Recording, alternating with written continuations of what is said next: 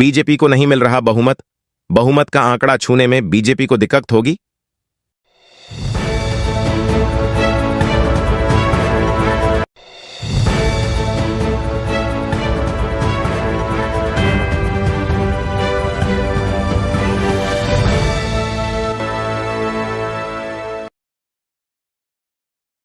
लोकसभा चुनाव 2024 के अंतिम चरण का चुनाव आज हो गया है। ऐसे में वरिष्ठ पत्रकार आशुतोष ने अपना अनुमान बताया है। उनका अनुमान है कि इस बार का आम चुनाव एक तरफा नहीं होगा। बीजेपी के नेतृत्व वाले नेशनल डेमोक्रेटिक अलायंस के सामने विपक्ष का इंडिया अलायंस कड़ी चुनौती देगा। इस कारण से ही बीजेपी को बहुमत का आंकड़ा छूने में दिक्कत का सामना करना पड़ सकता है।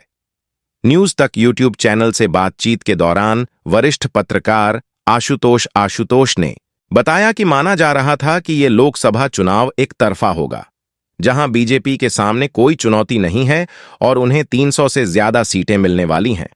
हालांकि आशुतोष ने इस बात को स्वीकारा कि ये चुनाव मार्च 2024 के दूसरे हफ्ते से पूरी तरह से बदला है। आज बीजेपी को काफी चुनौती मिल रही है। मार्च के बाद लोकसभा चुनाव का माहौल बदला।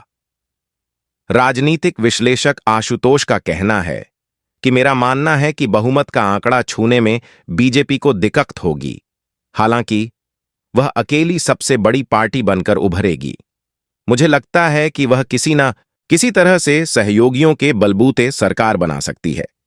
जहां तक पीएम मोदी के प्रधानमंत्री बनने की बात है, तो शायद वह प्रधानमंत्री बन जाएं। लेकिन बीजेपी के लिए यह चुनाव जीतना काफी मुश्किल है। क्या थी योगेंद्र यादव की भविष्यवाणी? हाल ही में राजनीतिक विश्लेषक योगेंद्र यादव ने प्रधानमंत्री नरेंद्र मोदी के 400 पार के नारे को लेकर बड़ा अनुमान लगाया है। उनका कहना है कि इस चुनाव में बीजेपी 272 सीटों के पार नहीं जा रही है। योगेंद्र यादव ने कहा कि मैं पिछले 8 हफ्ते से कह रहा हूं कि बीजेपी 272 पार नहीं कर पाएगी। छठे फेज के बाद यह आंकड़ा और भी नीचे जाता दिख रहा है।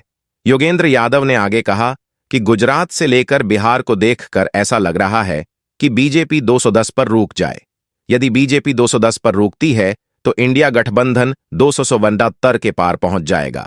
इसके साथ ही योगेंद्र यादव ने यह भी कहा कि मैं समझता हूं कि इंडिया गठबंधन के साथ ही 2 संभावना पर बात करते हैं कि बीजेपी 30-40 सीटों से दूर रह गई तो इंडिया के साथ ही इंडिया गठबंधन में आ सकते हैं।